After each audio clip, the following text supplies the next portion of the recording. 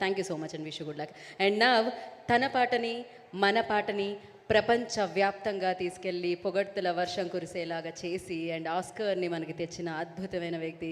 So music ప్రపంచంలో మనందరినీ ఉరుతలొగించే వ్యక్తి ఎంఎం కీరవాణి గారిని మాట్లాడాల్సిందిగా కోరుకుంటున్నాము. సంగీత దర్శకులు ఎంఎం కీరవాణి గారు ఇప్పుడు మాట్లాడతారు. అందరికీ నమస్కారం. ಎಲ್ಲರಿಗೂ ನಮಸ್ಕಾರಂ. ಅನೇವರ್ಗೂ ವಣಕಂ. ಎಲ್ಲರಿಗೂ ನಮಸ್ಕಾರ. సబ్కు నమస్కారం. సరిగ్గా 32 రోజుల క్రితం ఇళయరాజా గారు ఈ ఊరికి వచ్చినప్పుడు ఒక సందర్భంలో అప్పుడు కలవడం జరిగింది. పాత్రికేయ మిత్రులందరినీ మళ్ళీ ఈరోజు కలుస్తున్నాను. చాలా సంతోషంగా ఉంది. అందరికీ కూడా శుభాకాంక్షలు, నమస్కారం.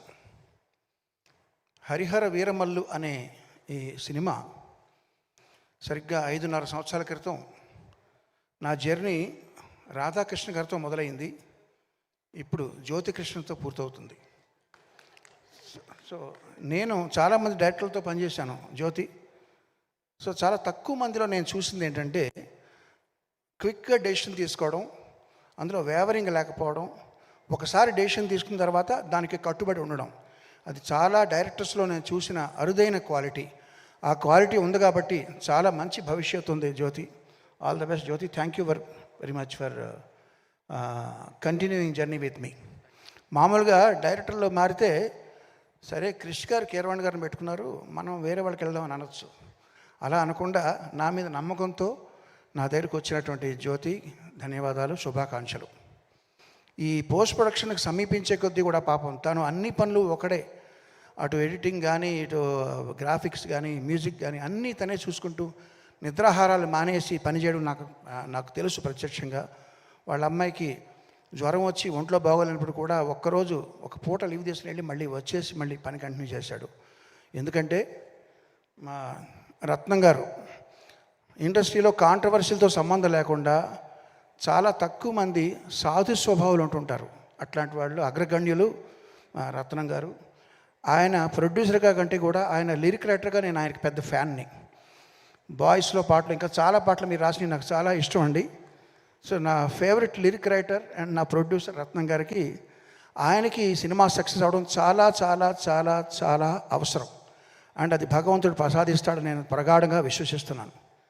మన దయాకర్ గారు, ఆయన అసలే ఆర్ఎస్ఎస్ సభ్యుడు. ఆయన సినిమా ఇండస్ట్రీలో జరిగే పార్టీలకి ఈ హంగామాలకి అతీతంగా ఉంటుంటారు. ఆయన చాలా పెద్ద మనిషి. ఆయన అంటే నాకు చాలా గౌరవం. ఆయన తన వంతు కర్తవ్యం తను నిర్వహిస్తూ ఎవరెవరికి ఏం కావాలో అది సమకూరుస్తూ ఈ సినిమాని ఇంతవరకు తీసుకురావడంలో ఆయన చేసిన పాత్ర చాలా ఉంది. ఇకపోతే నిధి అగర్వాల్, చాలా మనం చూస్తుంటాం టైం ల్యాప్స్ అయ్యే కొద్దీ కూడా ముఖ్యంగా హీరోస్ కంటే కూడా వాళ్ళకి అదే విధంగా కనబడేలా మెయింటైన్ చేయడం చాలా కష్టం. ఈ 5.5 సంవత్సరాల క్రితం షూట్ చేసిన కొల్లగొట్టిన అదిరో పాటతో ఎలా ఉందో ఇప్పుడు అలాగే ఉంది. ఇప్పుడు తారతారని ఒక పాటలో కూడా అదే విధంగా ఉంది. సో చాలా ఇది ఏ ప్రయాసాలు కావాలి దానికి. కంగ్రాట్స్ నిధి, చాలా చక్కగా చేసింది. తన పాత్ర చాలా పోషించింది. ఇక ఈ పాటతో ఫస్ట్ టైం నేను అసోసియేట్ అవుతున్నది రాంబాబు గోసాల గారు. ఒక మంచి లిరిసిస్ట్ని ఇంకొక లిరిసిస్ట్ని నాకు పరిచయం చేశాడు జ్యోతి. థ్యాంక్ యూ జ్యోతి. చాలా మంచి ఇది ఉంది, విషయం ఉంది మీలో. అలాగే వరదరాజు గారు, మిగతా లిరిసిస్టులు అందులో కూడా వారికి నా ప్రత్యేక ధన్యవాదాలు.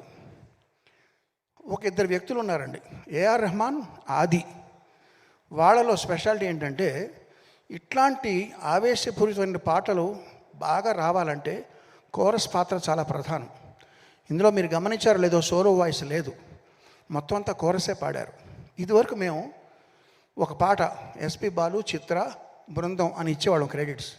అలా కాకుండా వాళ్ళు కూడా టాలెంట్ ఉందని గుర్తించి వాళ్ళకు కూడా పేర్లు రావాలి ఆల్బంలో అని మొట్టమొదటిసారి ప్రయోగం చేసి అందరికీ మార్గదర్శకం అయిన ఏఆర్ రెహమాన్కి ప్రత్యేకంగా ధన్యవాదాలు.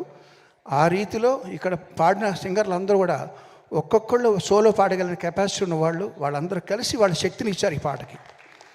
ఇక ఆది ఎవరంటారా, ఆడియోలో కోరస్ ఎలాగ శక్తి ఇచ్చారో మామూలుగా మేము ఒక రేంజ్తో చేసిన పాటని 100% నెక్స్ట్ రేంజ్కి తీసుకెళ్లాలంటే లిరికల్ వీడియో చాలా ఇంపార్టెంట్.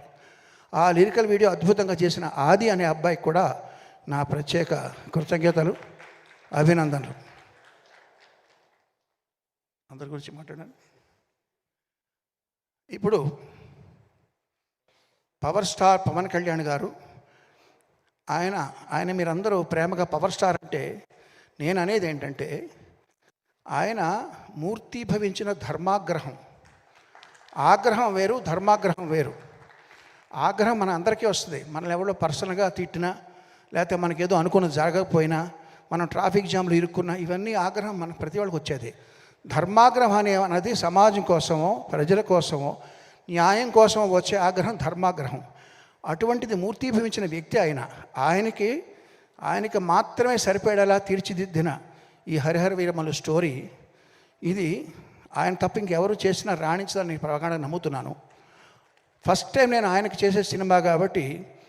ఇప్పుడు ఒక విషయం చెప్తానండి, నాలాంటి వాళ్ళకి, మన ఇక్కడ ఉన్న చాలామంది లాంటి వాళ్ళకి సక్సెస్ వస్తే బలం పెరుగుతుంది, ఫ్లాప్లు వస్తే కొంచెం డౌన్ అవుతాం. అంటే మన చలిమంట కాచుకున్నప్పుడు వాన పడితే ఆ మంట ఆరిపోద్ది, లేదా దాంట్లో కొంచెం పెట్రోలో లేదా కట్టెలో వేస్తే కొంచెం మంట పెరుగుతుంది. ఇలాగా జయాపజయాలతో సంబంధం లేకుండా దూసిపోయే కార్చిచ్చే పవన్ కళ్యాణ్.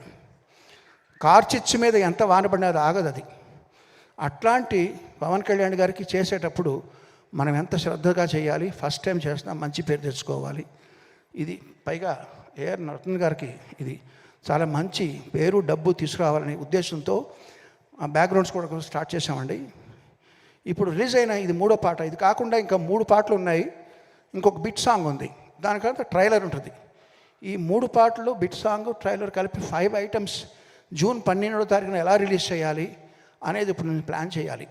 అది తక్షణం మా ముందర ఉన్నటువంటి గురుతరమైన బాధ్యత. సో అది వారానికి 1 లేకపోతే వారానికి 2, చాలా ఇంకా 20 డేస్ ఉందా రిలీజ్. ఈ 20 డేస్లో మేము ఇది కాన్సన్ట్రేట్ చేయాలి. సో అదే మా కర్తవ్యం. సో పవన్ కళ్యాణ్ గారు ఇంకో విషయం చెప్తానండి. ఇందులో ఒక ఐటమ్ సాంగ్ ఉంది, తార తార అని ఐటమ్ సాంగ్. ఈ ఐటమ్ సాంగ్లో మీకు తెలుసు, మామూలుగా రొమాంటిక్ గీతాల కంటే కూడా ఐటమ్ సాంగ్లో కొంచెం శృతి మించి ఉంటాయి మాటలు. అందులో ఆయన కోసం మేము ఉద్దేశించి రాసిన కొన్ని వాక్యాలని, లేదండి నేను ఇప్పుడు బాధ్యత ఎక్కువ ఉంది నా మీద, అవన్నీ తీసేయండి, అవి కూడా మీరు తీసేసి మళ్ళీ చేయండి అని చెప్పారు.